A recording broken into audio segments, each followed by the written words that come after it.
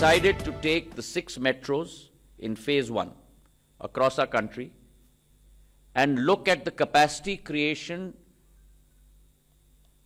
across these 6 airports. It is not a one-size-fits-all approach. It's not a cookie-cutter approach, because each airport has its own issues.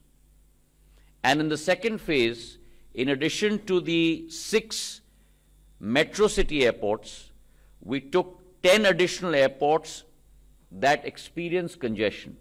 And those very clearly were Bhubaneswar, Chandigarh, Goa, Patna, Jaipur, Guwahati, Lucknow, Ahmedabad, Trivandrum, and Kochi. So 16 airports in total were taken on board on the 12th of December, and we started working at what the causes for congestion were. We started working on a schematic as to what the parameters should be for each touch point.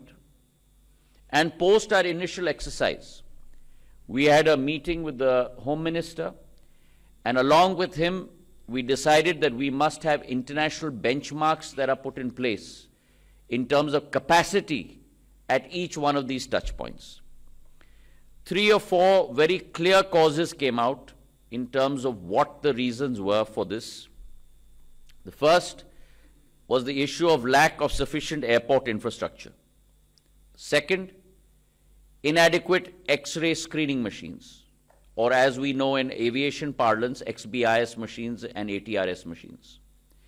Third, inordinate bunching of flights during peak hours, creating that peak hour congestion, which is beyond the capacity of the airport. Fourth, inadequate amount of manpower with regard to security as well as immigration. So what we did as a first step is to make sure that we facilitate every process along the step. So if you remember very clearly, in late December itself, there is almost like a Naka before the Delhi airport. We placed video screens there in terms of the wait time at each departure gate. We made sure we had usherers at each departure gate to make sure that passengers move from a heavily congested departure gate to one that was not. Video screens were put in place to monitor that. Radio walkie-talkies were given to usherers.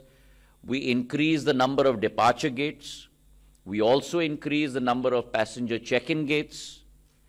We also made sure that we increased the number of ATRS and XBIS machines. Some airports complained about the lack of space within their airports. And so we personally visited those airports where there were VIP lounges or retail and commercial spaces which needn't be there, because the priority of an airport is to serve the customer. We made sure we broke down VIP lounges. We removed retail spaces, and a case in point for you is Delhi Airport, where after the removal of the VIP lounge, 5 X-ray machines were placed in that particular area, which eased congestion tremendously. And therefore, through all of these processes and the use of DigiYatra, we brought in place DigiYatra at 5 airports initially, all metro airports apart from Chennai. We then increased it by another 8. Today, DigiYatra is working across 13 airports in India. Those 13 airports cater to almost about 85% of our domestic passenger traffic. We've had 35 million downloads of DigiYatra app. 91 lakh times the DigiYatra app has been used by passengers to either arrive at particular airports and board planes. In the next phase, which is in calendar year 2024, we are going to take up first 14 more airports that we are adding on to DigiYatra, and in the second phase, 11 more airports, so a total of 25 more airports in calendar year 2024.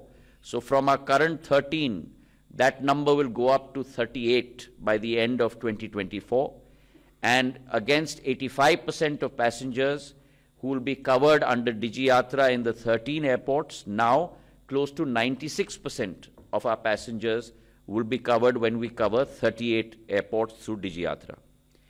In addition to this, the 4th runway has been commissioned in Delhi.